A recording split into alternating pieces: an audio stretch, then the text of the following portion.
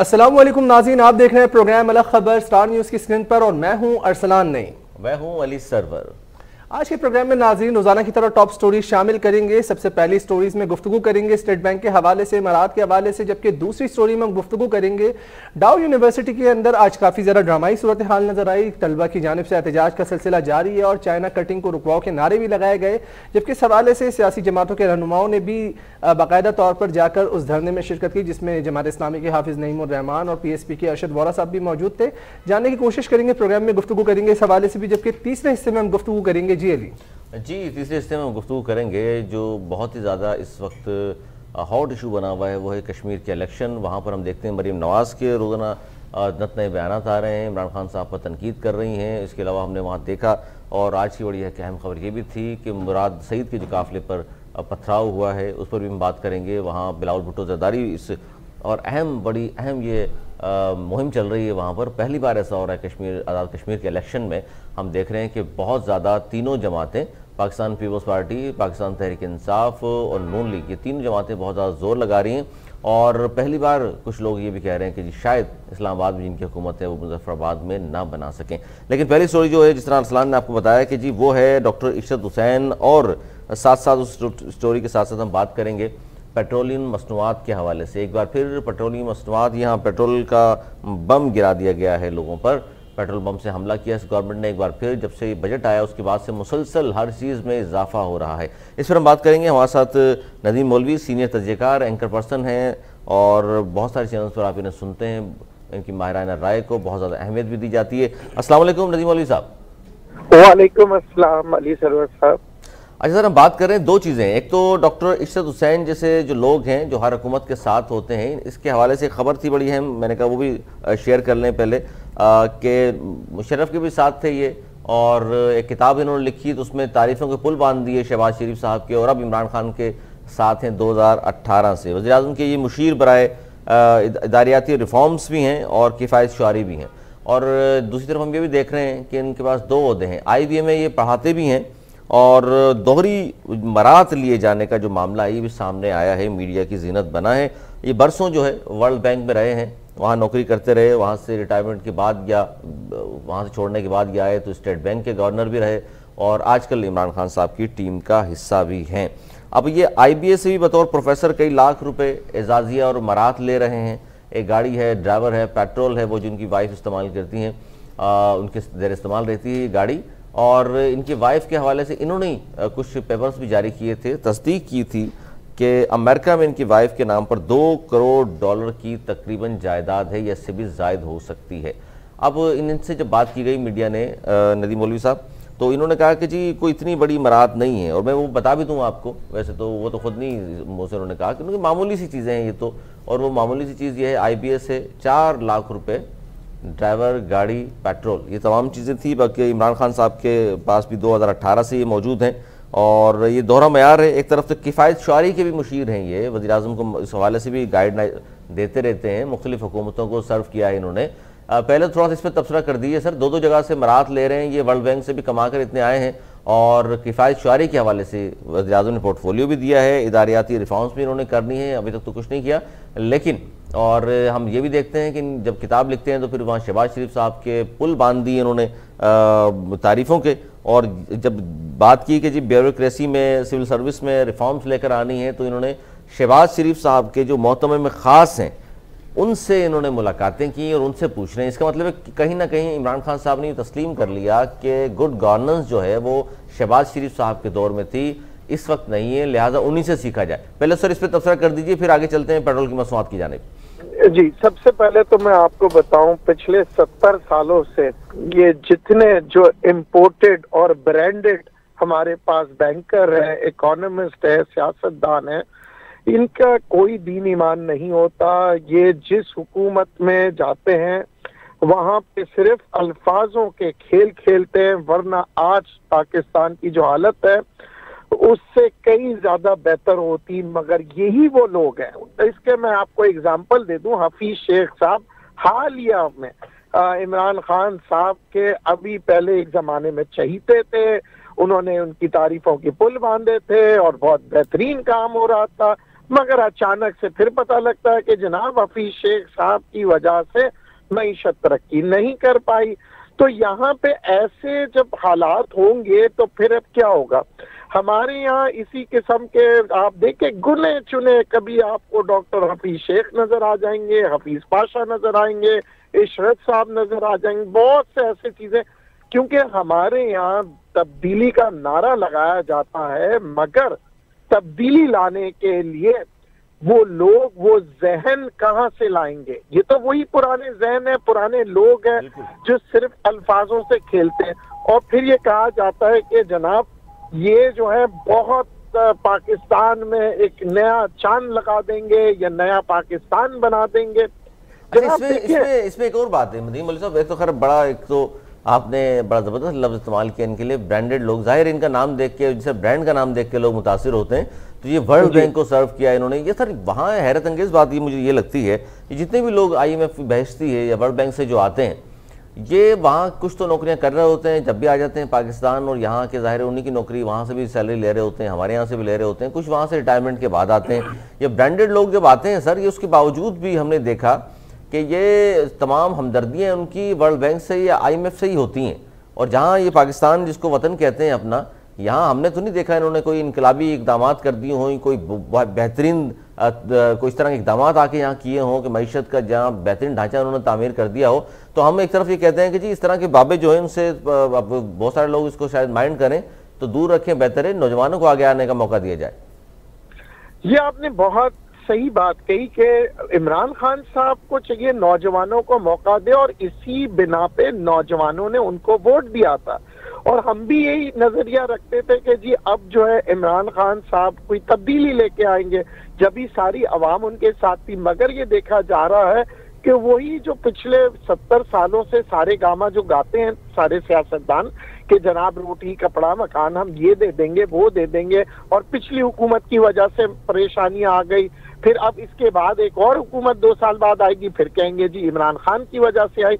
हमारा सिलसिला ये जो है ये टूटता इस वजह से नहीं है। मैं आपको अगेन बता दूं, ये जो ब्रांडेड लोग होते हैं ये एक सेट फॉर्मूला के तहत, चाहे वो वर्ल्ड बैंक में काम करें या कोई मल्टीनेशनल कंपनी में काम करें, ये वो लोग होते हैं जो इनको एक जैसे सिस्टम के तहत एक सबक सिखाया जाता है और वो उसी के मुताबिक चलते हैं।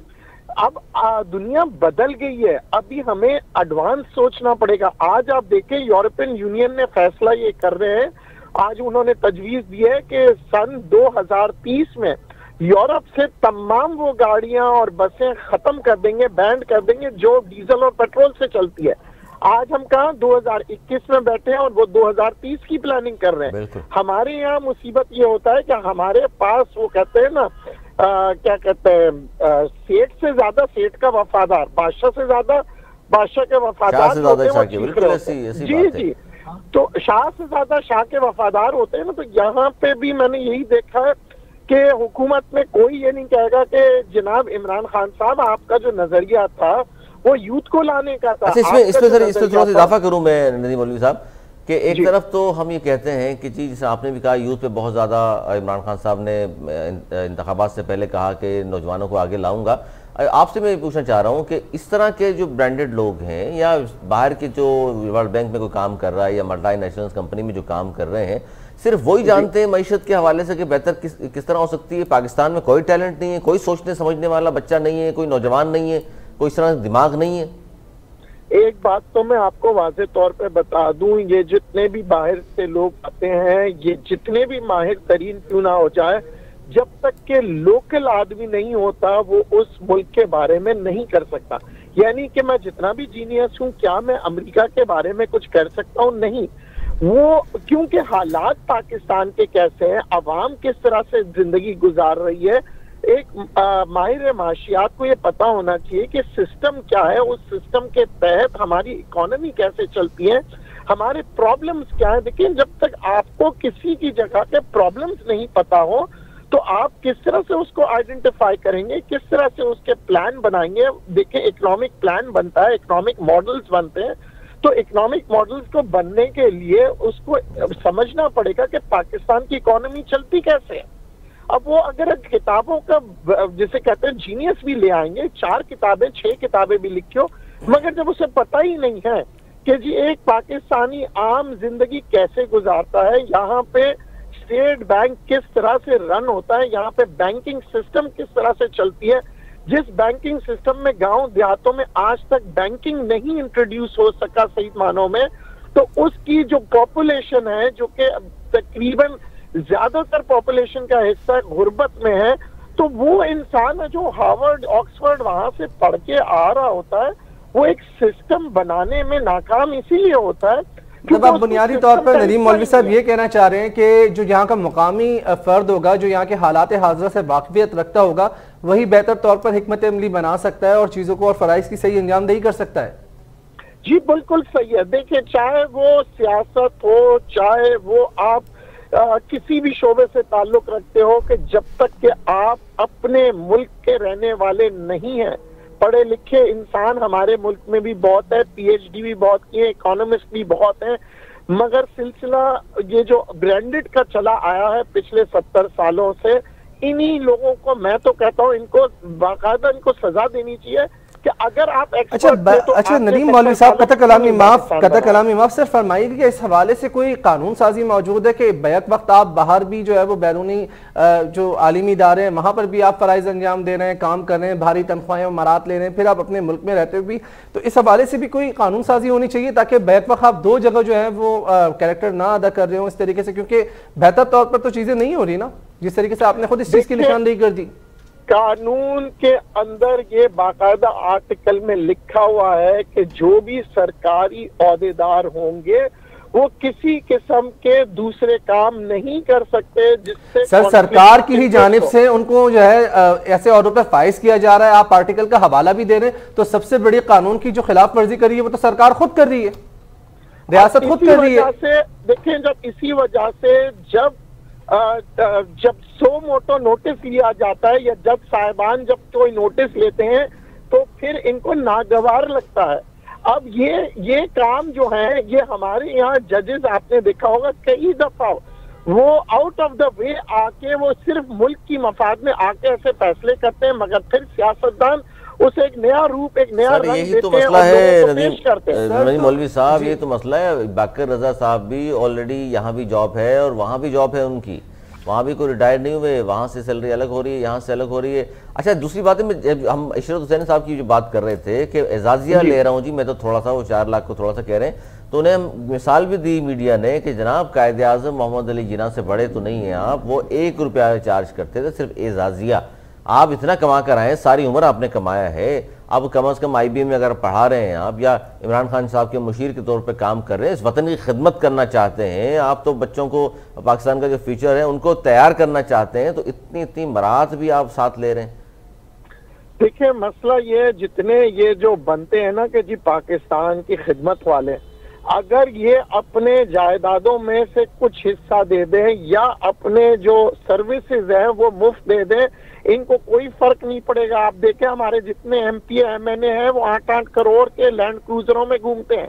सर मैंने थोड़ी सी मिसाल दी ना इसकी नदीम मौलवी साहब के, इशरत साहब की जो वाइफ है, पाकिस्तान को छोड़ दें, अमेरिका में $2 करोड़ से जायद की जायदाद है उनकी, ये खुद मान रहे हैं इस बात को। तो अब आप देखिए, जो इंसान के जायदाद उनकी फैमिली के $2 करोड़ से ऊपर है, वो मुल्क की मफाद में क्या कर रहे हैं, पैसे लेना चाह रहे हैं। अरे मुफ्त भी करेंगे तब भी मैं समझता हूँ उनको तो मजीद मुल्क की इमदाद करनी चाहिए। आप लियाकत अली खान को देख लें, आज जो हिंदुस्तान के अंदर जो पाकिस्तान हाउस बना है जहाँ हमारे एम्बेसी के लोग रहते हैं, वो आपको पता है वो लियाकत अली खान साहब का जाती मकान था। जब पाकिस्तान के हालात ऐसे थे तो लियाकत अली खान ने कहा था कि मैं अपना जाती मकान पेश करता हूँ इस मुल्क के लिए। ये वो लीडर थे और एक ये लीडर है। अच्छा, ये तो ब्रांडेड की बात हो गई ना सर, ठीक है आप सही कह रहे हैं। अच्छा, थोड़ा सा इस पर भी आ जाएं क्योंकि वक्त की किल्लत है, मैं चाहता हूँ आपका कम से कम वक्त में ज्यादा से ज्यादा समेट लिया जाए। आज सर पेट्रोल बम भी गिरा दिया गवर्नमेंट ने एक बार फिर पेट्रोल की कीमत में 5 रुपए 40 पैसे फी लीटर इजाफा, डीजल की कीमत में 2 रुपए 54 पैसे फी लीटर इजाफा, और इससे पहले बिजली कीमत बढ़ा चुकी है ये गवर्नमेंट, और कहा गया था कि जी बिल्कुल बेफिक्र हो जाए अवाम, ये बजट जो है इसमें कोई नए टैक्सेस नहीं है, महंगाई अब ऊपर नहीं जाएगी, कंट्रोल कर लिया है, बाहर से ब्रांडेड बकौल आपके ब्रांडेड लोग आ गए हैं, वो सब संभाल लेंगे। सर ये क्या हुआ, आज फिर 11 रुपए बढ़ाने की ओगरा ने सिफारिश की, जिसपे क्रेडिट ले रही है गवर्नमेंट। शहबाज गिल साहब आज बड़े खुश, बहुत ज़्यादा बांचें खिली हुई थी उनकी, और मीडिया पर आकर कह रहे थे देखिए जी इमरान खान साहब ने अवाम के मफाद में 11 रुपए रद्द कर दिए, सिर्फ 5 रुपए 40 पैसे का इजाफा किया। मसला अली किस किस के ऊपर हम रोए, किस किस टॉपिक पे हम बात करें, मसला सिर्फ सिलसिला शुरू ये होता है कि जब इंटरनेशनल ऑयल मार्केट में $35 $25 का ऑयल था तब हमारे यहाँ कोई प्लानिंग नहीं था। जब $40 का हुआ तब कोई प्लानिंग नहीं, $50 $75 तक अब पहुंचा ऑयल। तो अब ये होता है हमारे यहाँ जो सो कॉल ब्रांडेड लोग हैं, एनालिस्ट हैं, तज्जियाकार हैं, हुकूमती सतह पे लाखों करोड़ों रुपए की फायदे उठा रहे होते हैं, मगर इनको कोई प्लानिंग नहीं है। कल को $100 का इंटरनेशनल ऑयल मार्केट में ऑयल हो जाएगा, फिर ये कहेंगे मुल्की मफाद में हम जो है ना 150 से 140 कर रहे, मतलब जो विदाउट प्लान चल रहा है। अभी आप कहेंगे गंदुम शॉर्ट हो गया, गंदुम अच्छा नदीम मौलवी साहब जरा फरमाइएगा, सवाल करना चाहूंगा सर, ये जिस तरीके से आपने आलमी मार्केटों में खाम तेल की कीमतों के हवाले से जो आपने निशानदेही की कि यकीनी तौर पर वहां पर जब कीमतें बढ़ती हैं या कम होती चली जाती हैं, बढ़ती हैं तो फिर यहाँ ऑटोमेटिकली प्राइसेस बढ़ जाती हैं, लेकिन वहां पर जब एक खातिर ख्वाह कमी हुई उसके बाद भी हमारे मुल्क में जो है वो प्राइसेस वहीं की वहीं थी, बल्कि मजीद बढ़ाई जा रही थी। सर इस पर क्या कहेंगे, ये जुल्म और ज्यादती नहीं है इस कौम के साथ? अली साहब मसला ये है कि हमारी कौम के साथ ये है कि उनको एक ख्वाबों की दुनिया में लेके जाया जाता है। ना देखिए आपके पास ना ऑयल की प्लानिंग है, ना आपके पास गंदम की प्लानिंग है, ना चीनी की, ना पानी की, ना गैस की। अचानक से आप उठ के कहेंगे जी LNG इंपोर्ट कर दें, फिर आप कहेंगे जी गंदम इंपोर्ट कर दें, फिर पता लगेगा जी गंदम एक्सपोर्ट कर रहे हैं आप, वही गंदम जो आपने इंपोर्ट किया था। तो हैरानगी हो रही है, ये असलानी बात कर रहे हैं आपके साथ कि हम किस किस चीज पे रोए।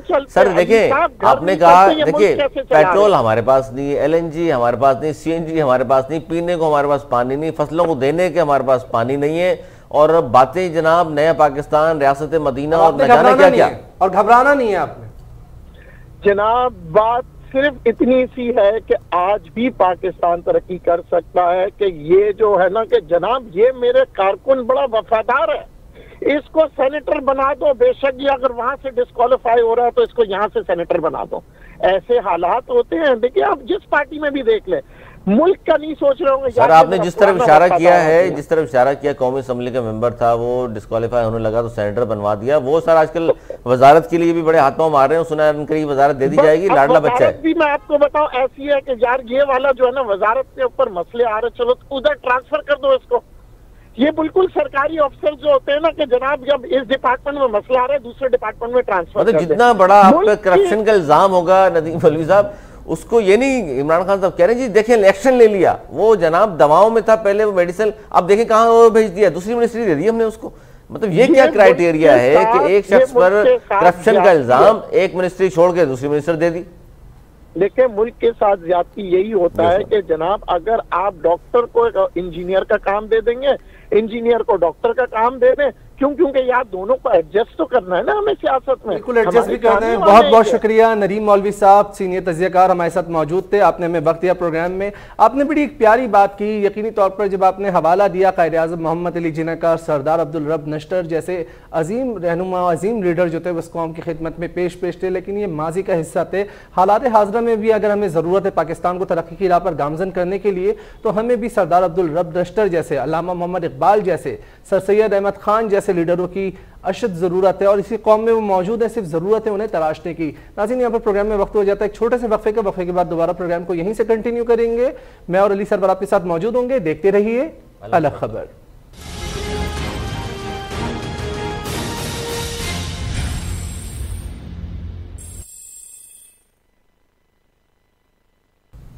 प्रोग्राम में एक बार फिर खुश आमदीद। इस हिस्से में हम बात करेंगे जी कराची में डाउ यूनिवर्सिटी बाबाए उर्दू कैंपस के तलबा ने आज एहतजाज किया है, और वहाँ जो नारेबाजी हुई है कि डाउ की चाइना कटिंग बंद करो।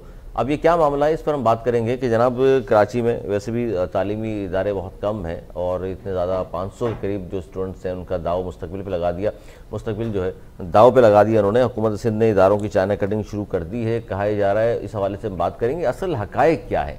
500 तलबा हैं और फीस वो दे चुके हैं, और अब कहा गया है कि जी जो ये कैंपस बनाया गया था बाबाए उर्दू कैंपस, वहाँ एहतजाज कर रहे हैं कि जी इस पर क्या मसले मसाइल हैं, क्योंकि इदारे का नाम भी सिंध ने तब्दील किया था, सिंध इंस्टीट्यूट रख दिया था, और अब तक इसकी जो है हायर एजुकेशन कमीशन ने रजिस्ट्रेशन भी नहीं दी है। तो उन स्टूडेंट्स जो हैं उनका इससे उनका तो मुस्तकबिल ज़ाहिर दांव पे लग गया, और उनका तो ज़ाहिर जिस तरह की सिंध गवर्नमेंट है और जिस तरह बात कर रहे हैं बार बार हम तालीम के हवाले से, होना तो ऐसा नहीं चाहिए, लेकिन असल हकाइक क्या है इस पर अरसलान हम बात करेंगे। बिल्कुल, हम इस हकाइक पर भी बात करेंगे अली, और इसके साथ साथ 500 तलबा की जानिब से शदीद एहतजाज किया गया, सिंध गवर्नमेंट के खिलाफ नारे लगाए गए, कहा गया कि जो यूनिवर्सिटी है सरकारी ज़मीनों की जो चाइना कटिंग है उसको रोका जाए।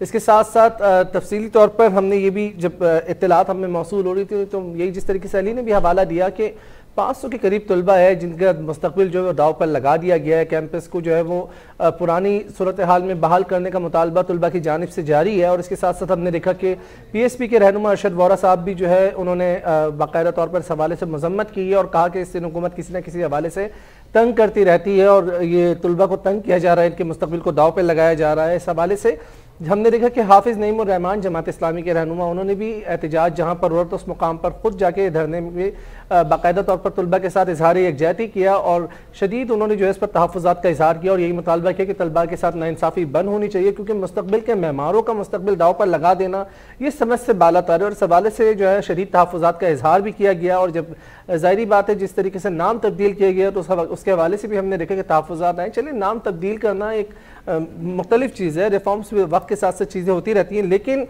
तलबा का मुस्तकबिल दाव पर लगा देना, कैंपस को सूरत हाल पर बहाल नहीं करना। हमने कोशिश की थी जो इस हवाले से कंसल्टेंट पर्सन है डाउ यूनिवर्सिटी की डॉक्टर नबीला सुमरो, लेकिन उन्होंने शायद गुफ्तगू करने से जो है वो इंटरेस्टेड नहीं थी इस पर, लेकिन बहरहाल हम कोशिश करेंगे कि रब्ता करें वाइस चांसलर डाउ यूनिवर्सिटी प्रोफेसर सईद कुरैशी साहब से, और इसके साथ साथ कोशिश करेंगे कि दीगर हमारे साथ रहनुमा भी मौजूद हो जिस पर यकीनी तौर पर हम उनका मौक़िफ़ जान सके कि बिलाखिर इस तमाम तर सूरत हाल के पीछे हकाइक क्या है, माजरा क्या है। बिल्कुल, हकाइक क्या है। और दूसरा जो वहाँ पर 500 तलबा तालबात थे जिन्होंने नारेबाजी की है वहाँ और एहतजाज किया सख्त उन्होंने कि डाओ की चाइना कटिंग बंद करो, ये बहुत बड़ा इशू है। देखिए, पहले तो हम सिर्फ बात किया करते थे कि जी कराची में चाइना कटिंग हो रही है, बहुत सारे जो रफाई प्लाट्स हैं उनकी चाइना कटिंग कर दी गई है, बहुत सारी ज़मीनें जो मौजूद थी सरकारी उस पर चाइना कटिंग हो गई थी, बहुत सारी उसमें सियासी जमातें जिनका नाम आया करता था।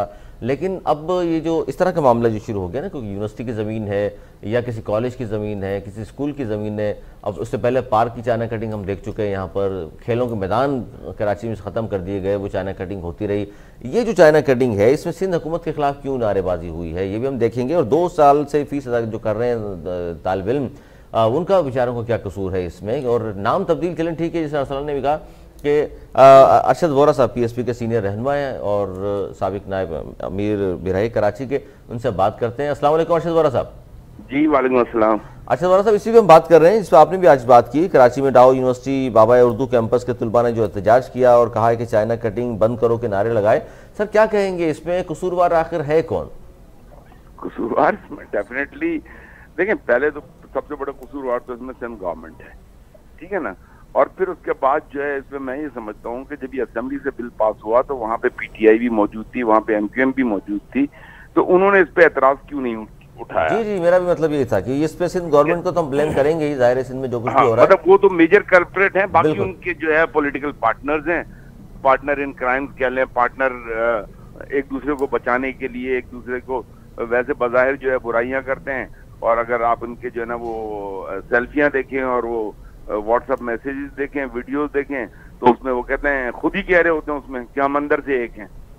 सर अंदर से एक भी, और वो तो मतलब इस तरह के जो इश्यूज हैं, जो रियल इश्यूज हैं, जो आवाम को दरपेश हैं, उसके बजाय आप रोजाना वजारतें लेके बैठ जाएं और नारे लगाते रहे नए सूबा बन जाएगा, फलां हो जाएगा, ऐसा हो जाएगा, जो असल इश्यूज है उस पर बाहर नहीं निकलते। वो कोई नहीं निकलता ना, उनका इंटरेस्ट नहीं है ना। मैंने आपको बताया दे आर ऑल पार्टनर्स, किस तरह निकलेंगे वो? ठीक है सर, इस हवाले से प्रोग्राम में शामिल गुफ्तगू करेंगे। अरशद वोरा साहब भी हमारे साथ मौजूद हैं, प्रोफेसर सईद कुरैशी साहब वाइस चांसलर डाउ यूनिवर्सिटी भी हमारे साथ मौजूद हैं, उन्हें प्रोग्राम में खुशामदीद कहेंगे। अस्सलाम वालेकुम सर। अस्सलाम वालेकुम sir, thank you very much for your time. फरमाइएगा ये एग्जैक्टली क्या माजरा है, क्या मामला है सर? तलबा की जानिब से आज एहतजाज किया गया है बाबा उर्दू कैंपस में, 500 के करीब तलबा इनका मुस्तकबिल दाव पे लग गया है। आप जाहिर है बेहतर तौर पर बता सकेंगे हमें कि मामला है क्या सर? मामला ये है कि जो डाओ का IPMR था उसको सिंध IPR में कन्वर्ट किया गया है और उनको आज़ाद हैसियत दी गई है।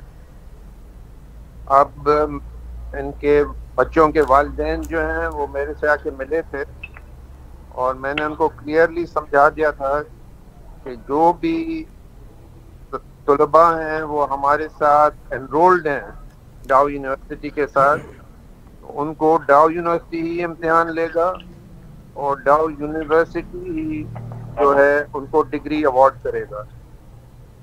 जहाँ तक के उनका था कि क्लासेस वो सिंध IPMR लेगा, उससे हमारा ताल्लुक अब नहीं रहा है, वो एक्ट में साफ साफ लिखा हुआ है। अच्छा, इसमें सर ये जो बात हो रही थी कि डाउ की चाइना कटिंग भी हो रही है, चाइना कटिंग सर जो तलबा की जानिब से नारे लगाए गए जिस तरीके से अली भी हवाला दे रहे हैं, जी जी, वो तो जो लोग करना चाहते हैं कहते रहते हैं। अच्छा, वो तो कहते रहते हैं। इस पे अरशद वोरा साहब का भी ले लेते हैं, उनका भी स्टेटमेंट। अरशद वोरा साहब सुन रहे हैं बात? प्रोफेसर सईद कुरैशी साहब वाइस चांसलर हैं डाउ यूनिवर्सिटी। जी जी बिल्कुल। देखें, इन्होंने जो एश्योरेंस दी है कि ठीक है डॉ यूनिवर्सिटी की डिग्री ही मिलेगी उन्हें, डॉ यूनिवर्सिटी के साथ रजिस्टर्ड है। जब वो डॉ यूनिवर्सिटी के साथ रजिस्टर्ड है, डॉ यूनिवर्सिटी की डिग्री मिलेगी, तो फिर मैं ये समझता हूँ कि ये जो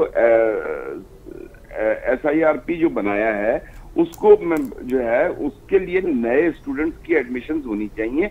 और जो ये पहले वाला सिस्टम था, जैसे अब ओझा में भी अगर ये इंस्टीट्यूशन है, ओझा में भी इसका एक कैंपस है, तो उस कैंपस में इन स्टूडेंट्स को या तो ट्रांसफर कर दें ताकि उनको एक ये तो रहे कि वो they are still under the umbrella of डॉ UHS।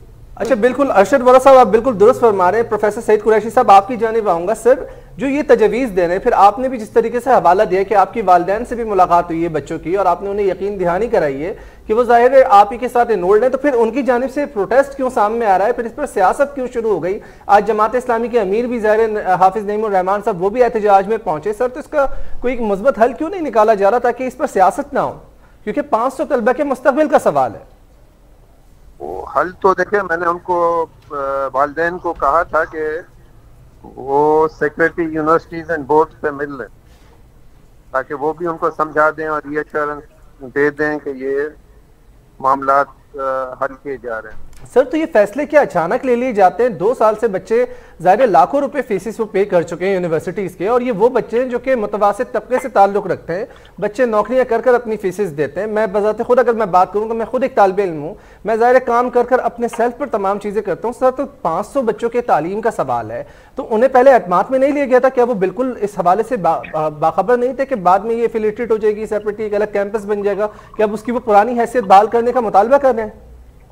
वो तो देखें, जो डायरेक्टर थी वो पहले भी डॉक्टर नबीला सुमरो थी, अब भी डॉक्टर नबीला सुमरो हैं, तो वही उनको ज्यादा इंफॉर्मेशन दे सकती हैं कि उन्होंने उनको क्या इंफॉर्मेशन दी थी या नहीं दी थी। सर तो आपकी जानिब से जाहिर है आप एक ऐसे ऑडिट हैं sir, you can find out sir exactly you can find out the solution of this problem. क्या ऐसा पॉसिबल नहीं जिस तरीके से अरशद वोरा साहब ने भी कहा कि ओझा कैंपस में अगर जो रेलेवेंट डिपार्टमेंट मौजूद है तो वहां इन बच्चों को इनरोल करके ट्रांसफर कर कर इनको कम अज कम जो है वो क्लियर करवा दिया जाए, ताकि नए जो तलबा इनरोल होना चाहेंगे तो वो उनकी फिर जाहिर वो आगा होंगे इससे।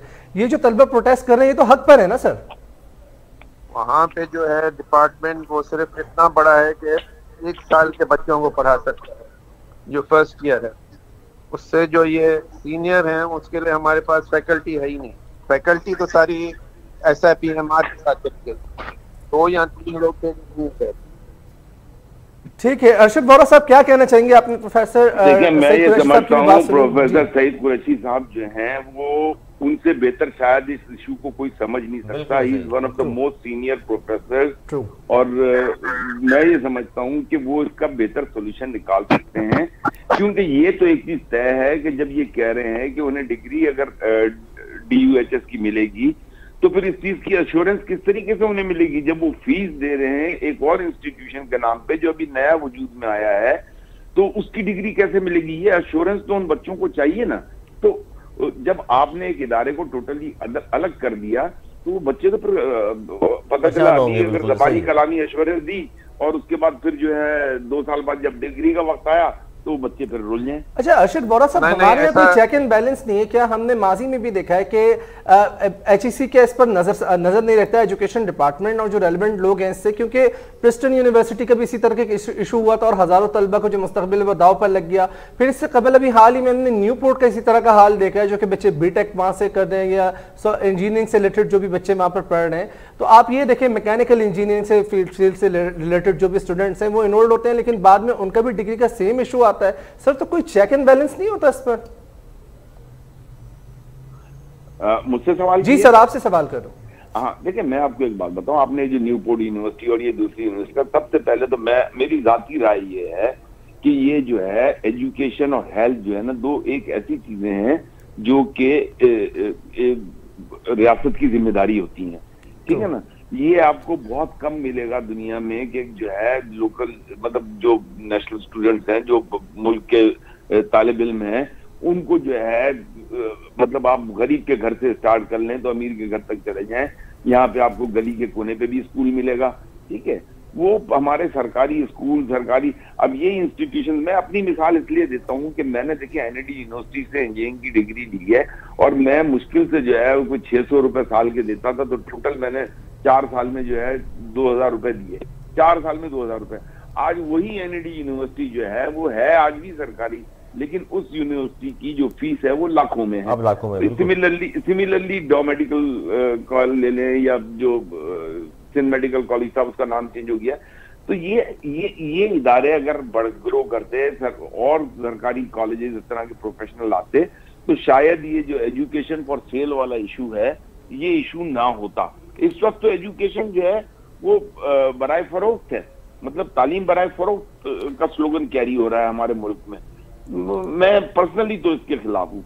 अब रही बात ये कि जो है लेजिस्लेशन की, जिस तरह अभी डॉक्टर साहब ने कहा कि ओझा में अगर नहीं है तो ओझा में अगर कैपेसिटी नहीं है तो फिर इन स्टूडेंट को, मैं तो सिर्फ एक सिंपल मैं ये कह रहा हूँ कि इनको अश्योरेंस कैसे दी जाएगी। I mean there has to be an assurance to them कि दे आर स्टिल, जब SIPR में कर दिया तो फिर उसके बाद उनको डॉग की डिग्री कैसे मिलेगी? ये थोड़ा पूछ लेते हैं, ये अच्छा सवाल है आपका। प्रोफेसर साहब प्लीज इस पे रिस्पॉन्ड कर दीजिएगा। जी प्रोफेसर सईद कुरैशी साहब, इस पे जरा सा रिस्पॉन्ड कर दीजिएगा कि अब सॉल्यूशन क्या है इसका? सिंपल है कि अगर कोई स्टूडेंट किसी भी यूनिवर्सिटी के साथ एनरोल होता है तो वही यूनिवर्सिटी हमेशा डिग्री देती है, में कोई अभाम होना ही नहीं चाहिए।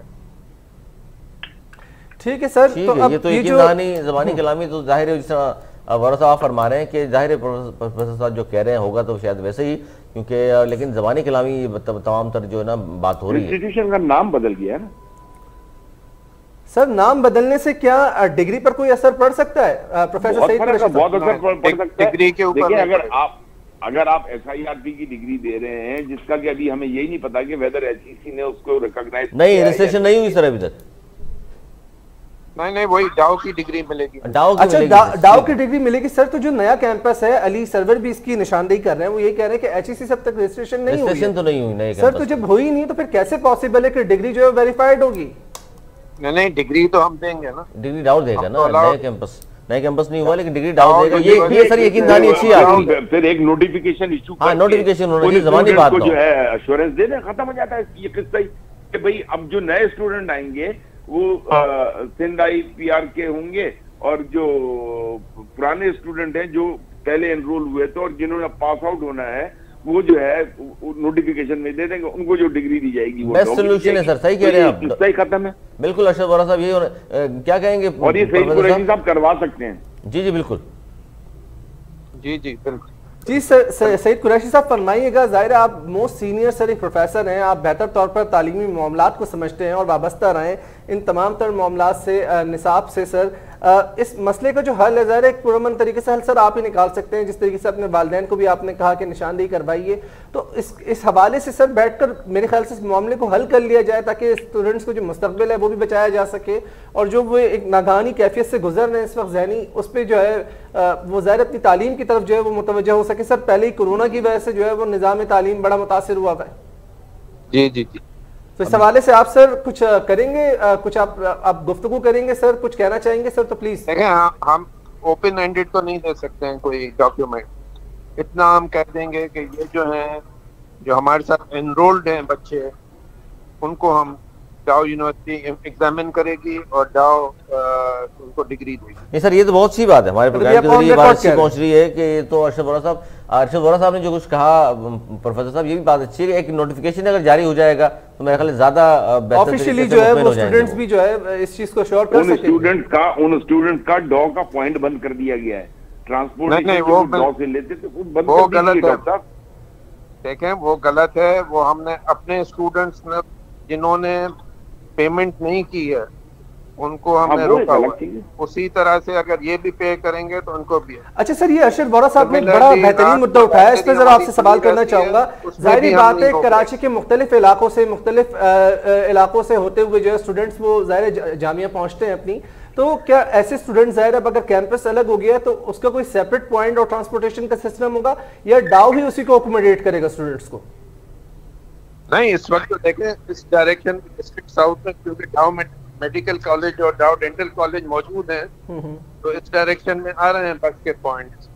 और उसी तरह से ओछा कैंपस की तरफ दूसरा ग्रुप है पॉइंट्स का जो जा रहा है, तो उसमें कोई चेंज नहीं है। सर तो डाउ अब ऑफिशियली एक नोटिफिकेशन जारी करेगा, जिस तरीके से आपने ऑन रिकॉर्ड ये बात की कि डाउ इन्हें डिग्री देगा और डाउ इन्हें अकोमोडेट करेगा, सर तो एक नोटिफिकेशन जारी कर दी ताकि मसले का हल निकल आए, ये प्रोटेस्ट ही खत्म हो जाए। जी जी जी, तो आप नोटिफिकेशन जारी करेंगे इस हवाले से? वो रजिस्ट्रार करेंगे के वालिद साहब का इंतकाल हो गया, वरना अच्छा, आज उन्होंने मीटिंग करनी थी इनसे स्टूडेंट से और ये मसला हल हो जाता। जी अरशद वोरा साहब, आपकी तजवीज़ मान ली गई सर, जो आप कह रहे हैं वो हामी बने, सर क्या कहेंगे? बिल्कुल, अगर रजिस्ट्रार नोटिफाई कर देते हैं तो इससे बढ़ के तो कोई बात ही नहीं है, सारा मसला खत्म हो जाता है। और फिर तो स्टूडेंट को भी खुश होना चाहिए कि जी आज हमारे प्रोग्राम के जरिए प्रोफेसर सईद कुरैशी साहब, बहुत शुक्रिया आपका भी, अरशद वोरा साहब आपका भी बहुत शुक्रिया कि एक मसला था जो बहुत अहम था, मुस्तकबिल के मेमारों का मसला था, उन्होंने एहतजाज भी किया और प्रोफेसर साहब ने कहा कि जी इस हवाले से डिग्री भी डाउ की जारी होगी और इसका नोटिफिकेशन भी जारी हो जाएगा। अरसलान, ये बहुत सी बात है आज हमारे प्लेटफॉर्म से हुई। बिल्कुल, हमारे प्रोग्राम के प्लेटफॉर्म से ही जो है हमने स्टूडेंट्स का जो इशू था उसको उठाया और उर्दू कैंपस जो है डाउ का यकीनी तौर पर ये स्टूडेंट्स जो है वो काफ़ी ज़्यादा अजियत में मुब्तला थे और इस हवाले से आज मुतअद्दिद मजहबी जमात इस्लामी के सरबराह हाफिज़ नईमुर रहमान कराची के जो सदर है उन्होंने भी वहाँ का बाकायदा तौर पर दौरा किया और स्टूडेंट से इज़हार यकजहती के हवाले से अरशद वोरा साहब को भी जो स्टेटमेंट आया था, तो मैं बहुत बहुत शुक्रिया करना चाहूँगा अपने दोनों मेहमानों का, vice chancellor professor Saeed Qureshi साहब और इसके साथ साथ अरशद वोरा साहब, रहनुमा पाक सरजमीन पार्टी। आप दोनों ने हमें वक्त दिया और इस हवाले से हमने तफसीली गुफ्तगू की और यकीन करते हैं कि इस आने वाले दिनों में रजिस्ट्रार की जानिब से जो है वो बाकायदा तौर पर एक नोटिफिकेशन जारी किया जाएगा ताकि तुलबा को इस ज़हनी अजियत और कैफियत से बाहर निकाला जा सके। नाज़रीन, इसके साथ ही प्रोग्राम में वक्त हुआ जाता है हेडलाइन का, चलते हैं हेडलाइन की तरफ और इसके बाद फिर ब्रेक के बाद हम दोबारा हाजिर होंगे।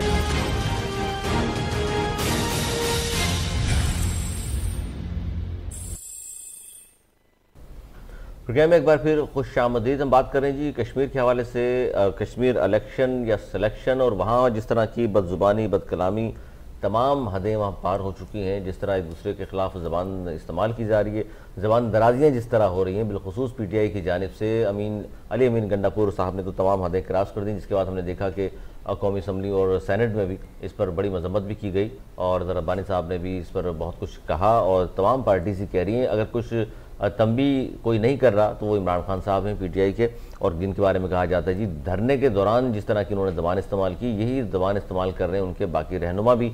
और वहाँ जो बयानात सामने आ रहे हैं इलेक्शन के हवाले से हम बात करेंगे कि क्या सियासी पोजीशन है, कौन सी जमात बहुत ज़्यादा पुरुमीद है। हमने देखा था कि पाकिस्तान पीपल्स पार्टी की इंतखाबी मुहिम बड़ी ज़बरदस्त किस्म की थी जनाब, और बिलावल भुट्टो जरदारी साहब ने बड़े बड़े जलसे वहाँ कर रहे थे, लेकिन अचानक उन्हें जाना पड़ा अमेरिका और यकीनन असरअंदाज उनकी रवानगी हुई है। गो के सीनियर रहनुमा काफ़ी सारे वहाँ पहुँचे हैं पाकिस्तान पीपल्स पार्टी के, लेकिन जाहिर है चेयरमैन नहीं है तो वो गेमा गेमी पीपल्स पार्टी के उसमें नज़र नहीं आ रही।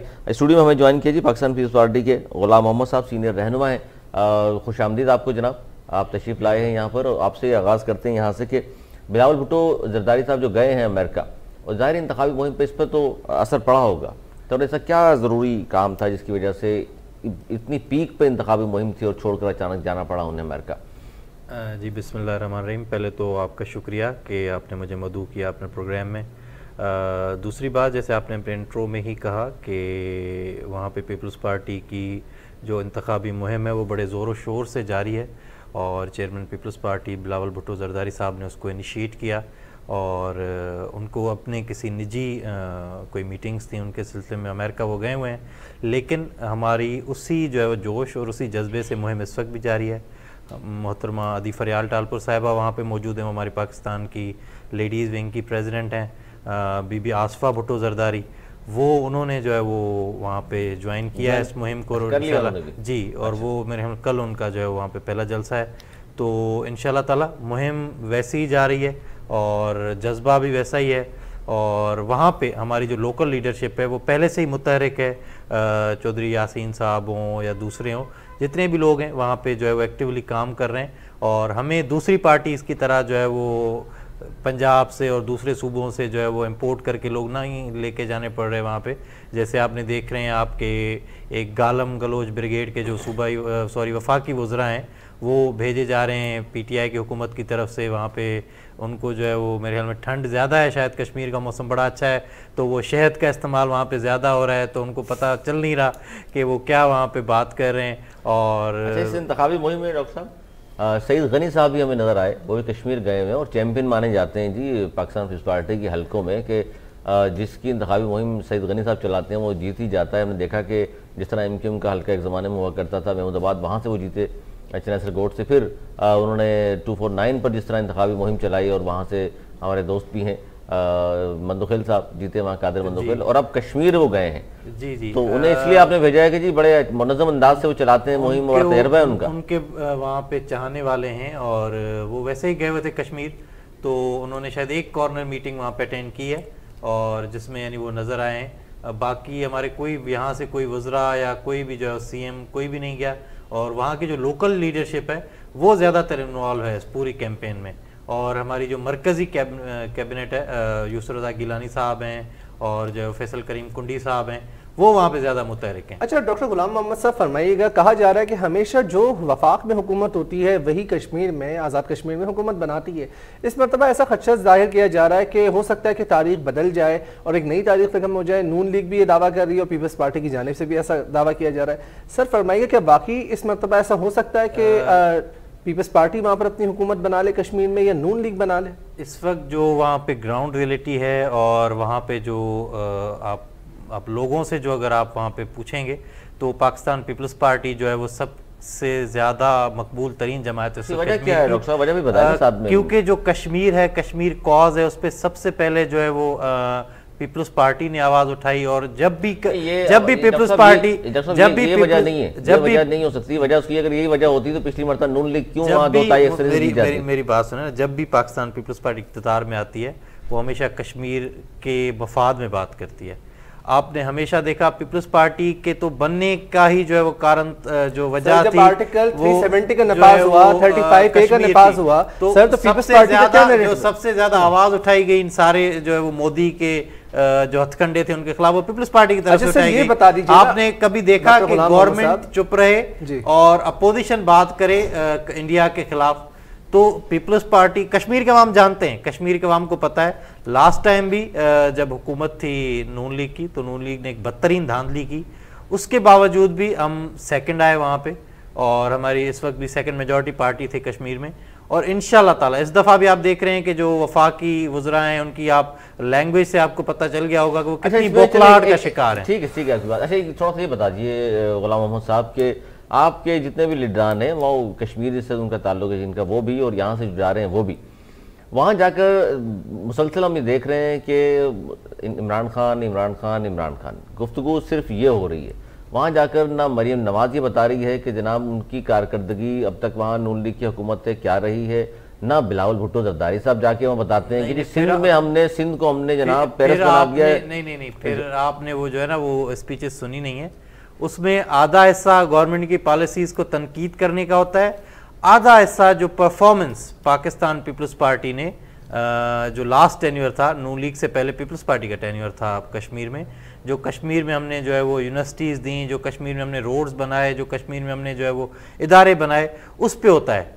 पीपल्स पार्टी की लीडरशिप ये बताती है कि हमने कश्मीर में अब तक ये काम किया, पिछले 5 सालों में ये काम हुआ, उसके कंपैरिजन में अब अगर आप हमें मौका देंगे तो हम उससे भी बेहतर परफॉर्म करेंगे। डॉक्टर गुलाम साहब ये फरमा दीजिए आप कि आप कहते हैं कश्मीर कॉज के लिए पीपल्स पार्टी ने सबसे पहले बात की, यकीनी तौर पर भुट्टो साहब का ये कहना था कि कश्मीर के लिए अगर 1000 साल भी लड़ना पड़ा तो लड़ेंगे, ये उनका बड़ा वाज़ेह मौक़िफ़ था, तारीखी अल्फाज थे जो कि आज भी याद किए जाते हैं। लेकिन जब कश्मीर में आर्टिकल 370 35A का नफाज हुआ तब उस तरीके से आवाज़ क्यों नहीं उठाई गई पीपल्स पार्टी ने? देखा कि चेयरमैन पीपल्स पार्टी की सबसे ज्यादा तवाना आवाज चेयरमैन बिलावल भुट्टो ज़रदारी साहब की। एहतजाजी धरने क्यों नहीं हुए, रैलियां क्यों नहीं हुई? मुझे बताएं ना, ये काम सर देखिए, ये काम जब आप किसी और मुल्क के खिलाफ कुछ भी करना होता है तो सबसे ज्यादा गवर्नमेंट आपने देखा, हमने जुम्मे के दिन खड़ा होना है इतनी देर के लिए, हमने एक वहां पे सरीना होटल के बाहर एक क्लॉक लगा दिया है, उसमें घंटे गिने जा रहे हैं।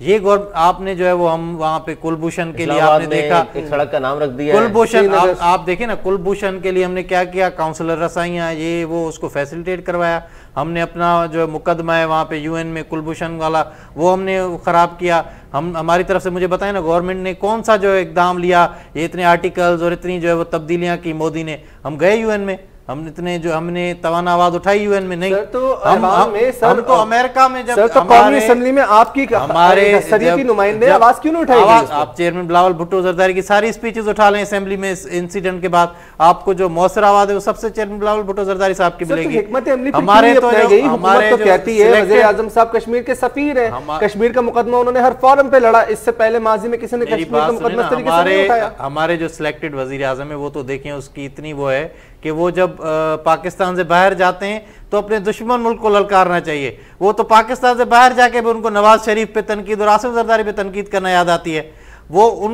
मैं कहता हूं कि पाकिस्तान की हिस्ट्री में इतनी फेल जो है वो खारजा पॉलिसी किसी की नहीं रही जितनी इमरान खान हुकूमत की रही है।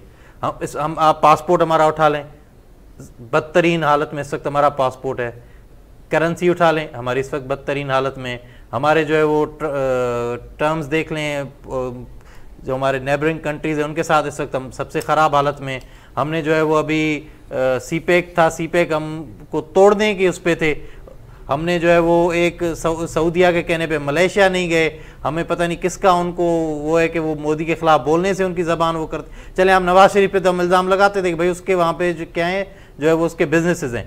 इमरान खान के कौन से चीजें हैं जो उन्होंने कभी मोदी के खिलाफ, वो तो कहते थे वो दुआएं मांगता था कि अल्लाह करे कि मोदी जीत जाए तो ये होगा वो होगा। अच्छा डॉक्टर साहब, ये जो वहाँ बातें की उन्होंने भुट्टो साहब के हवाले से, जाहिर है गद्दार भी कहा, जो कुछ भी था उस पर बड़ी मजम्मत भी हुई।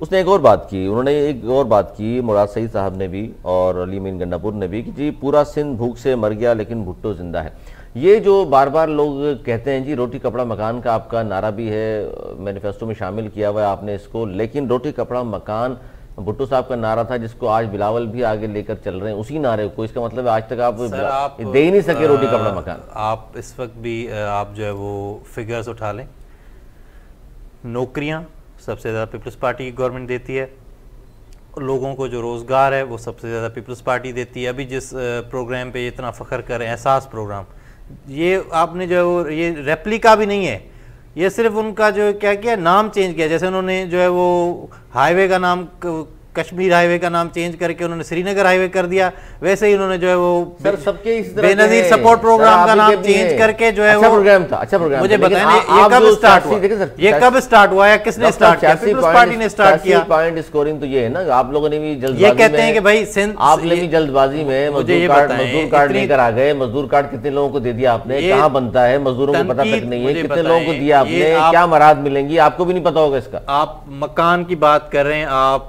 देखें कितनी शहीद बेनजीर भुट्टो कॉलोनीज हैं, कितनी जो है लेबर कॉलोनीज हैं सिंध में, जो लेबरर्स को वहाँ पे फ्लैट्स दिए गए हैं। अभी रिसेंटली सखर, जहाँ पे पाकिस्तान का सबसे बड़ा जो है वो कोरोना का जो है वो आइसोलेशन सेंटर था, वो आप देखें ना, वो लेबर कॉलोनी है।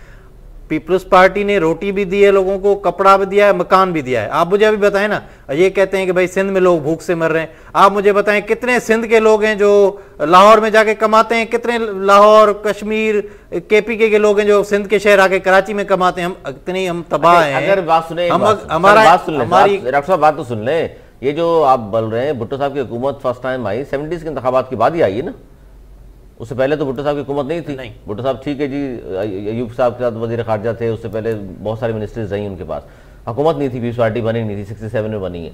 तो 1947 से लेके 71 तक भी पूरा पाकिस्तान ही आता रहा सिंध में। सर ये क्या बात कर दी आपने कि आपकी वजह से नहीं आ रहा, ये पहले से आ रहे हैं। सबसे बड़ा शहर पहले से ही था। चले पहले अच्छे थे, पीपल्स पार्टी के दौर में खराब हुआ ना। कराची शहर में अगर पहले से मौजूद थी, अगर भुट्टो साहब की बात नहीं लगी। अगर खराब हो, कोई जगह खराब होती है तो वहां लोग माइग्रेट करके नहीं जाते ना। खराब से तो बंदे माइग्रेट करके अच्छी जगह पे जाते हैं। मुझे बताए ना कितने लोग यहाँ से आपने एहतियाज क्यों नहीं कर लिया सर? 1960 में दारुल खिलाफा कराची था, वापस ले गया, यूं वहां उठा के एहतियाज करते ना। आप मुझे बताएं कि आपने कहा कि आपने एहतियाज ही नहीं किया। लोग जो है भूख से मर रहे हैं। आप उस जमाने आमलेट के साथ थे इसलिए। मुझे बताएं कि भाई आप थर का भी कंपैरिजन कर लें और चोलिस्तान, आप चोलिस्तान का आज भी पांव नंगे हैं। क्या बात कर दी आपने? चोलिस्तान का भी कंपैरिजन कर लें। में क्या है? आरओ प्लांट आपने 500 आरओ प्लांट लगाए जिसमें 450 बंद पड़े में। हुजूर वाला कहां की बात कर रहे हैं? चोलिस्तान बेहतर है इस वक्त या थर बेहतर है? एनआईसीवीडी थर में, थरकोल थर में, रोड थर में रोजगार दीजिए, थर वालों को रोजगार दें, थर वालों को दवाएं दें, थर वालों को खुराक दें। आप रोजगार, आप चले मेरे साथ, आप देखें कौन सी इंडस्ट्री लगाई है सर आपने? गिनवाएं ना मुझे जरा, कौन सी इंडस्ट्री लगी हुई वहां पर? थरकोल में कितने लोग काम कर रहे हैं? सर थरकोल के मंसूबे को आप लेके बैठे में, थरकोल से क्या कुछ हो रहा है ये बताइए। वहां पर आप कहते हैं कि पानी नहीं है, वहां हॉस्पिटल बना दिया आपने, डॉक्टर नहीं है, दवाएं नहीं है। आपको किसने कहा वहां पे डॉक्टर्स नहीं है? आप मेरे साथ मीडिया की टीम आपको अभी लेके सामने आएंगे, आपको अभी लेके चलता हूँ मीडिया में हॉस्पिटल है, वहां पे डॉक्टर्स भी हैं, वहां पे स्पेशलाइज्ड डॉक्टर हैं, डॉक्टर हैं तो दवाएं नहीं। वहां पे अगर ये सब कुछ होता तो डॉक्टर सैकड़ों बच्चे हर साल नहीं मरते वहां पर। आप मुझे बताएं ना क्या रेशो है वहां पर? सर ये जो रिपोर्ट सामने 325 साल मर चुके हैं अब तक। जी अच्छा, डॉक्टर गुलाम मोहम्मद साहब ये फरमाइएगा कि थर में तो देखिए कोई ढकी छुपी बात नहीं है। कहा जाता है कि जी भूख अफलास से बच्चे मर रहे हैं, वहां पर जो है आदादोशुमार सामने आते हैं। और थर में अगर आप न्यू छोर का इलाका देख लें, आप अगर आजो थर का अगर आपने विजिट किया हो तो वहां पर सर गुर्बत तो है ना, झुग्गियों में आज भी वहां लोग रहते हैं, बसते हैं। उनकी कितनी ज्यादा दाद रसी की गई है, इस तरीके से सलीब इसकी निशानदेही कर रहे हैं। सर उनकी डेवलपमेंट के लिए पीपल्स पार्टी ने क्या किया, हुकूमत ने क्या किया? डिजर्ट एरिया कहीं भी होता है वो लेस डेवलप्ड होता है, ठीक है। आप कंपैरिजन, अगर आप कंपैरिजन पे आ जाएंगे ना तो सिंध का थर है, पंजाब के पास चोलिस्तान है। आप एक ये चीज बड़ी हम बात सिंध की करते हैं, थर को भी फोकस करें। सिर्फ ये फरमा दीजिए कि उनकी डेवलपमेंट के लिए क्या काम किया गया? आपने वाटर प्लांट लगा दिए, आपने एनआईसीबी का जिक्र कर दिया। आप थर गए कभी? मैं बिल्कुल गया हूं सर। आप कैसे गए थे? मैं छोर भी गया था। नहीं, कैसे गए थे आप? वाया क्या गए थे? जहाज पे गए थे? आप बाय रोड गए थे? आपको कैसे रोड मिले? रोड अच्छे सर, वो आप वहां पे गए, आप वहां पे गए, आपने एनआईसीवीडी देखी? सर मैंने सब देखा है, लेकिन मुझे ये बताते हैं जो वहां के लोग हैं जो भूख अफलास से कहा जाता है, वहां जो है वो वहां पे मेडिकल यूनिवर्सिटी, उनके लिए क्या स्ट्रेटजी? वहां पे सर मेडिकल यूनिवर्सिटी खुल गई है, वहां पे इंजीनियरिंग यूनिवर्सिटी खुल गई है, वहां पे जनरल यूनिवर्सिटी खुल गई है। कहीं पे भी गुर्बत खत्म करने का सबसे जो बेहतर तरीका होता है वहां के लोगों को तालीम देना होता है। तालीम देने के लिए वहां पे यूनिवर्सिटीज खोल दी हैं। हेल्थ सबसे बड़ा मसला था, हेल्थ को फैसिलिटेट करने के लिए वहां पे एक अच्छा हॉस्पिटल है और वहां पे डॉक्टर्स रखे गए और आप पूरे बनाई जाती है, लगाई जाती है सर। पूरे सिंध के डॉक्टर्स की तनख्वाह पढ़ लिख के डिग्री लेके घूम रहे होंगे, नर्सेज नहीं होंगी, कहां जाएंगे फिर? जो थर कराची में जिस तरह हो रहा है, थर के डॉक्टर्स की तनख्वाह सबसे ज्यादा है। अच्छा ये बताएं डॉक्टर साहब, हम सिंध में रहते हैं, क्यों हम देखते हैं पंजाब की तरफ कि वो बेचारे देखते हैं हम उनको कि मेट्रो में घूम रहे हैं और इन ट्रेनों में घूम रहे हैं और हम आज तक चिंची में घूम रहे हैं? वजह क्या है इसकी? भाई आप देखें ना, अगर वो मेट्रो पे घूम रहे हैं तो जो उनके मरीज हैं वो यहाँ पे आके जिम्स में और SIUD में पड़े होते हैं मेट्रो में। भाई हर किसी की तरजीहात है यहाँ पर, हर किसी की क्या जवाब हुआ? हमारी तरजीहात है हेल्थ, हमारी आपने अपने 14 साल दौरे हुकूमत में 10 ट्रांसपोर्ट की बसें नहीं ला सके, जितने आपके ट्रांसपोर्ट। मेरी बात हर गवर्नमेंट की प्रायोरिटीज होती है। सर 12 इंटरव्यू किए, वो तारीखें दे रहे होते हैं, 3 महीने बाद 100 बसें आ रही हैं, 1 साल के बाद 100 बसें आ जाएंगी, 200 बसें आ जाएंगी। सर 14 साल में क्या किया? ना हर गवर्नमेंट की अपनी प्रायोरिटीज हैं, उनकी पब्लिक ट्रांसपोर्ट नहीं है सर इस शहर में, 3 करोड़ के शहर में। प्रायोरिटी है भाईजान मेट्रो। आपकी प्रायोरिटी क्या है सर? हमारी प्रायोरिटी एजुकेशन है, सिर्फ हमारी प्रायोरिटी एजुकेशन। कौन सी एजुकेशन? जो सिंध के स्कूलों में रोजाना वीडियो सामने आती है, वहां जानवर बांधे में आपने कौन बंद पड़े, पंखे नहीं है, बिजली नहीं है, पानी नहीं है। कौन से स्कूल में जानवर हमने बांधे हुए भाई? सर कितने वीडियो दिखाऊं आपको मैं? आप चले मेरे साथ, मैं आपको सिंध के इंटीरियर सिंध के और अपोजिशन ने वीडियोस बना ली है, तो पहले तो कोई ज्यादा नहीं था वहां, अब सब जाने लगे। जो सबसे पसमानदा इलाका है, मैं वहां के स्कूल आपको लेके चलता हूं। मेरा जहां से ताल्लुक है, मेरा जहां गांव है ना, अब मेरे गांव 1500 से ज्यादा स्कूल हैं जिसमें टॉयलेट तक नहीं है। सारे स्कूलों में हाँ ऐसे लगे सर, क्या बात कर रहे हैं? सारे स्कूलों में ये बात टॉयलेट से, सारे स्कूलों में टीचर्स हैं। अच्छा ये बात पहले होती थी कि जी आपने तो देखा ही नहीं है सिंध के मुस्लिम अजला को, बहुत दूर पड़ता है, आप लोग जा ही नहीं सकते वहां पर। वहां आपने लास्ट विजिट कब किया? सर पिछले साल गया था, पिछले साल किया है ना। अब आपने कर दिया होगा। आप अभी चले ना मेरे साथ, अब मैं आपको आपने कहा ना भाई थर में मेडिसिन नहीं और डॉक्टर्स नहीं, आप मेरे साथ अभी चलें, मैं आपको डॉक्टर्स भी दिखाता हूं। सर मान लेते हैं सिंध गवर्नमेंट ने हेल्थ के हवाले से काफी सारी चीजें की है, नो डाउट, इनके लिए इक़दामात है। अच्छा डॉक्टर सवाल ले लेना, पीपल्स पार्टी ने बनाई, किसी को नहीं बनाई। सवाल ले लेना, ये बताइए कराची को इतना नजरअंदाज क्यों किया जाता है? आपकी जो इत्तेहादी माजी में जमात रही है एमकेएम, उसकी जानिब से भी काफी ज्यादा शोर मचाया जाता है। फिर आप देखें कि पॉपुलेटेड शहर है बहुत बड़ा, ठीक है, लेकिन उस तरीके से यहाँ पर ट्रांसपोर्ट इंफ्रास्ट्रक्चर पर तवज्जो उस तरीके से क्यों नहीं दी गई सर? अरे सर ये तो इस पे भी आ जाते हैं, लेकिन जो बात कर रहे हैं असलान तालीम के हवाले से, कितने प्रोग्राम हम करें, नकल अभी नहीं देखिए आपने क्या हो रहा है, पर्चा किस तरह आउट हो रहा है, क्या काम किया है आप मुझे बता दें। एजुकेशन के हवाले से भी सर जितनी भी प्राइवेट सर्वे रिपोर्ट्स पढ़ लें आप, पहले पर आपको मिलेगा गिलगित बल्तिस्तान, दूसरे पंजाब, तीसरे पे सिंध, तीसरे पे क्यों रहता सर सिंध? आप सिंध के आपने कहा कि जीबी के कितने बच्चे यहाँ पे पढ़ते हैं सिंध की यूनिवर्सिटी? सर आप ये गिनवाने शुरू कर देते, तालीमी रेशो देखा जाता है सर, वहाँ कितने पढ़े लिखे लोग हैं और यहाँ कितने हैं? भाई वो यहाँ से पढ़ के जाते हैं, यहीं से पढ़ के जा रहे हैं सर, पता नहीं कहाँ डॉक्टर साहब आप यहाँ से कराची की यूनिवर्सिटी से उन्होंने अगर तालीमी रेशो बढ़ा लिया तो यहाँ पढ़ के बढ़ा लिया, आप कुछ नहीं कर रहे हो, पढ़ते नहीं है वहाँ पर। मुझे ये बताएं यूनिवर्सिटी सबसे ज्यादा आपको सिंध में मिलेंगी, आपको जो है वो जो स्कूल्स हैं, स्कूल्स की तादाद आपको सबसे ज़्यादा जो रेशो है वो सिंध में मिलेगा, आपको जो वर्किंग स्कूल्स हैं वो सबसे ज़्यादा रेशो सिंध में मिलेगा। ऑब्वियसली मैं ये नहीं कहता कि जो 100% स्कूल्स हैं वो सारे बड़े जो है वो पेरिस के स्कूल्स बने हो, नहीं, लूपहोल्स होंगे कुछ जगहों पे, लेकिन जितना पोर्ट्रे किया जाता है, जितना शोर मचाया जाता है, उतनी जो है वो खराबी नहीं है। ठीक है। अच्छा डॉक्टर गुलाम मोहम्मद साहब, ज़ाहिर 25 जुलाई भी करीब आ रही है, कश्मीर के हवाले से भी ज़ाहिर बात हो रही है, जिस तरह की गैर पार्लिमानी और गैर अखलाकी लफ्ज़ों का इंतखाब किया जा रहा है, हम देख रहे हैं अली अमीन गंडापुर की जानिब से कहा, फिर यहाँ पर कल सेनेट में भी जिस तरह की सूरत हाल रही, सर ये सियासत में तसादुम की तरफ क्यों जाया जा रहा है? मतलब माजी में तो ऐसा नहीं था, बड़े अखलाकियात की इक़दारों की पासदारी करते हुए सियासत होती थी, आजकल ये अंसर इसका इतना ज़्यादा फुकदान क्यों है? असल में जब से पाकिस्तान की सियासत में नई पार्टी जो पीटीआई जिसको कहा जाता है, उसका जब से जो है ना वो एंट्री हुई है पॉलिटिक्स में, तब से पॉलिटिक्स में जो गालम गलोच की सियासत है, जो बदतमीज़ी की सियासत है, वो स्टार्ट हुई है। आपने कुछ अर्सा पहले देखा उनकी एक जो है वो लेडीज़ का हमारे एक एमएनए के साथ बिहेवियर, फिर देखें जो उनकी लैंग्वेज है, ये लैंग्वेज वो असल में दूसरों को नहीं डिस्क्रेडिट करते, वो अपनी तरबियत सर वो भी देखा, लेकिन वो अपनी जो उनकी ट्रेनिंग है पॉलिटिकल, वो उसको सर वो भी सही है, लेकिन आप ये देखें बजट से कबल कौमी असेंबली में क्या हो रहा था, किस तरीके से कॉपियां उठा के एक दूसरे को मारी जा रही थी। आपने कभी देखा कि गवर्नमेंट एहतजाज करे असेंबली के अंदर? ये आपने कभी पाकिस्तान की हिस्ट्री में देखा? आपने ये कभी देखा है कि जो है वो गवर्नमेंट ही जो है वो वॉकआउट करे? आपने ये असल में मसला ये है कि ये बौखलाहट का शिकार हैं, इनको पता है इनकी कश्ती डूब चुकी है, डूबने वाली नहीं है, डूब चुकी है। इनको पता है अब जो हम जाएंगे जहां भी तो हमारा NA 249 वाला असर होगा, हमारा डस्का वाला असर होगा। हार नजर आ रही है कश्मीर में, इसलिए बिलावल भुट्टो जरदारी साहब अपनी CV लेकर अमेरिका पहुंच गए। जो बदतमीजी वही करता है जो हारने वाला होता है।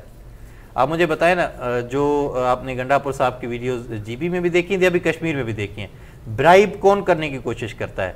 वोट खरीदने की कोशिश वो करता है जिसको हार नजर आती है। जो जीतना होगा या जिसको अपनी पार्टी पे या जिसको वोटर्स पे वो होगा ट्रस्ट होगा, वो रिलैक्स होगा पीपल्स पार्टी की क़यादत की तरह। आप बताएं ना, कोई हमारी पार्टी की लीडरशिप ने किसी को जो है वो बुरा भला कहा हो, मेरे तो लीडर बिलावल भुट्टो जरदारी ने कहा कि मरियम नवाज औरत है, हमारी बहन है, उसके खिलाफ कोई लफ्ज भी ना बोले। ये ट्रेनिंग है, ये खानदान, ये मैंने आपको जैसे पहले कहा ना कि जो भी बदतमीजी करता है वो अपने खानदान का जो है ना एड्रेस बताता है कि मैं कहाँ से आया हूँ। तो हम अपनी जो है वो तरबियत बताएंगे, पीटीआई वाले भली अपनी तरबियत बताएं। सर सियासी तरबियत बिल्कुल बहुत जरूरी होती है, और जिस तरीके से आपने फरमाया और माजी में भी बातें होती रही हैं, और जो रवैया और जिस तरह की मिसालें पाकिस्तान तहरीक इंसाफ की जानिब से कायम की जाती है, वो कहीं ना कहीं सियासी तौर पर विलोगत जो है वो नजर नहीं आती। इस गवर्नमेंट में कुछ वज़रा को रखा ही इस वजह से गया है कि आपने उसको चोर कहना है, आपने उसको गाली देनी है, आपके पैसे ऐसे बढ़ेंगे, आपकी जो रैंकिंग ऐसे बढ़ेगी।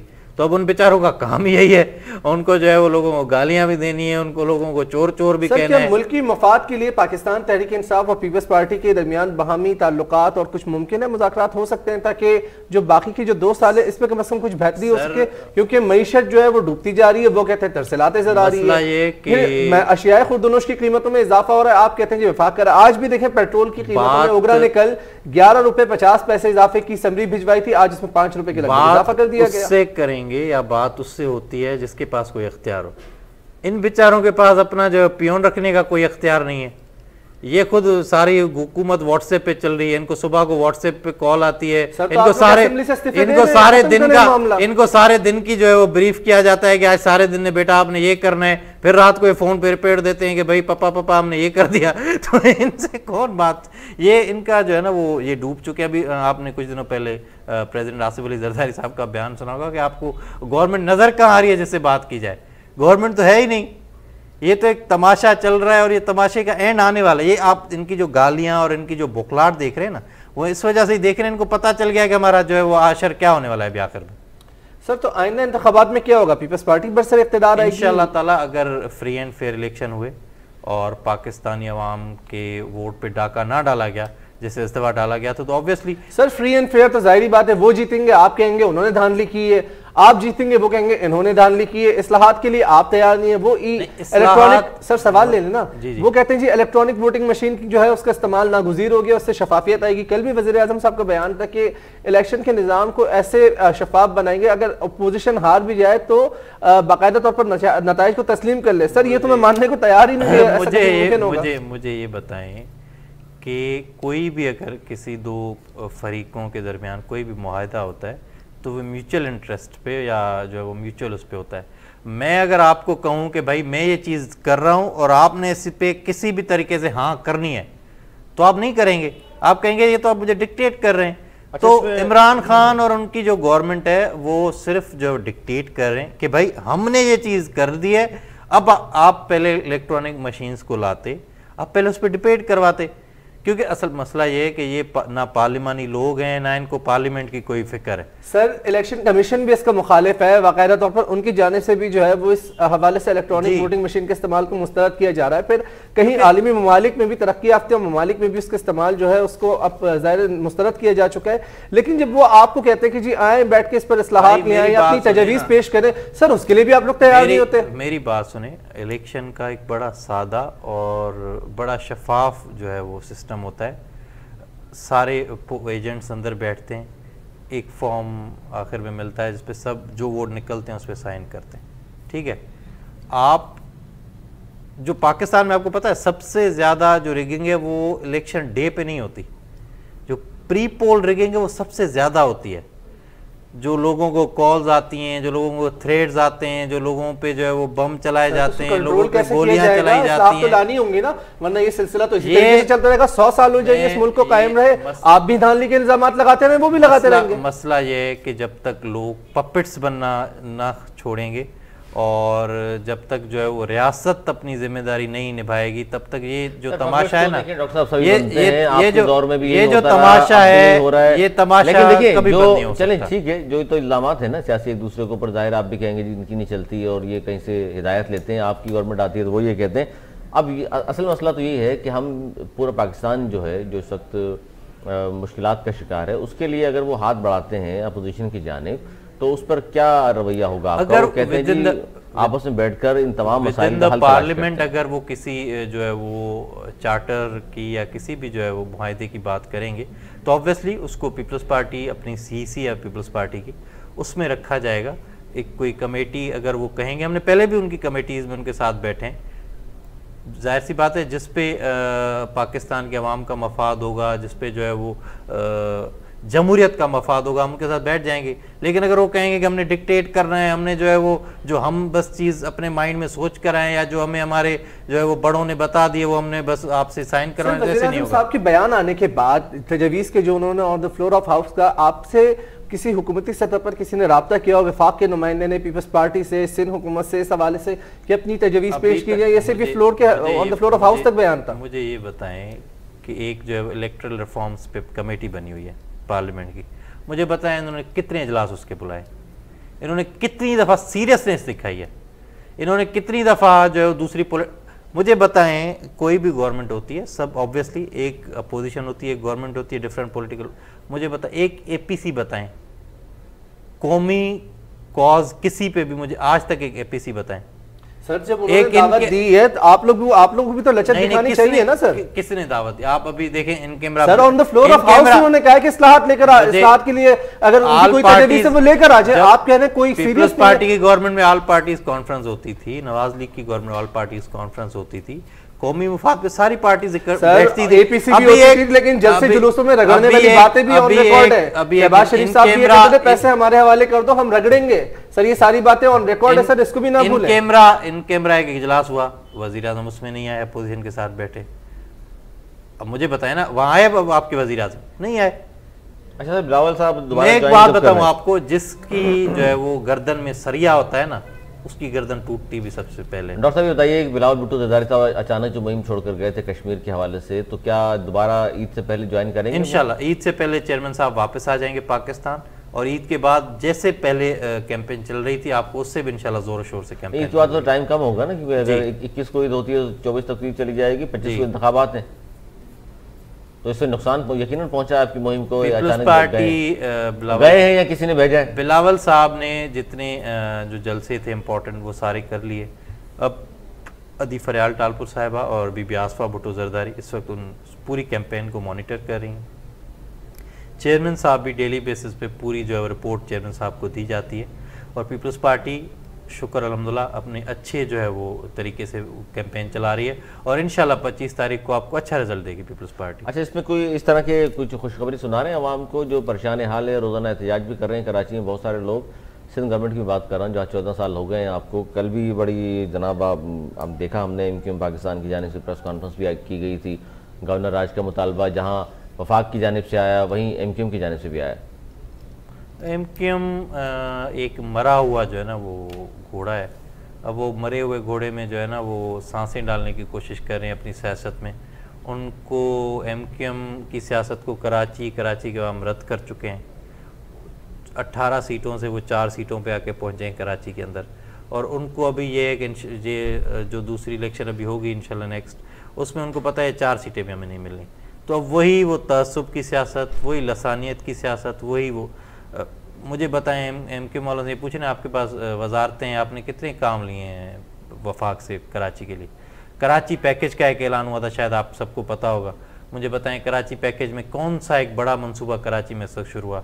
जितने अंडर पासेज, जितने रोड, जितनी चीज़ें बनी हैं पीपल्स पार्टी की जो है वो गवर्नमेंट, सिंध गवर्नमेंट ने बनाई हैं। वफाक ने क्या बनाया? अभी तक कुछ नहीं बनाया।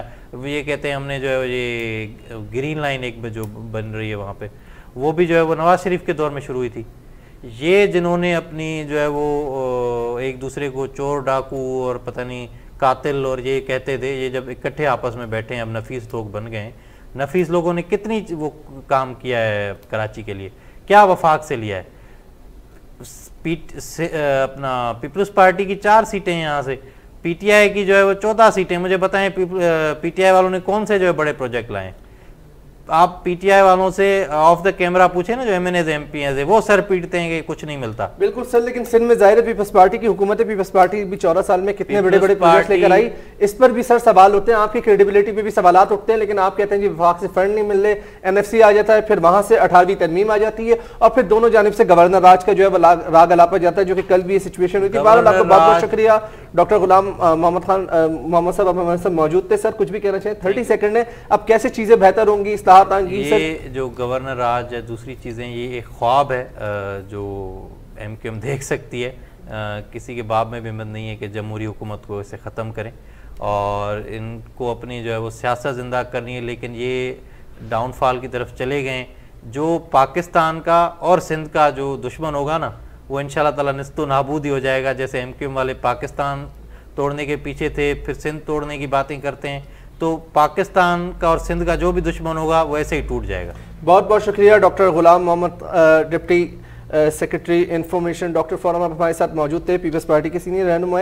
आपने हमें वक्त दिया स्टूडियो में ज्वाइन किया, आपको बहुत बहुत शुक्रिया। आइंदा भी आपको जहमत देंगे प्रोग्राम में। नाज़रीन, इसके साथ ही आज का प्रोग्राम इख्तिताम पजीर होता है। कल आपसे फिर मुलाकात होगी इसी टाइम पर कुछ और टॉप स्टोरीज के साथ। मैं और अली सरवर आपके साथ मौजूद होंगे। तो अल्लाह खबर की पूरी टीम, अरसलान नईम और अली सरवर को दीजिए इजाजत। मौलाना के बाद।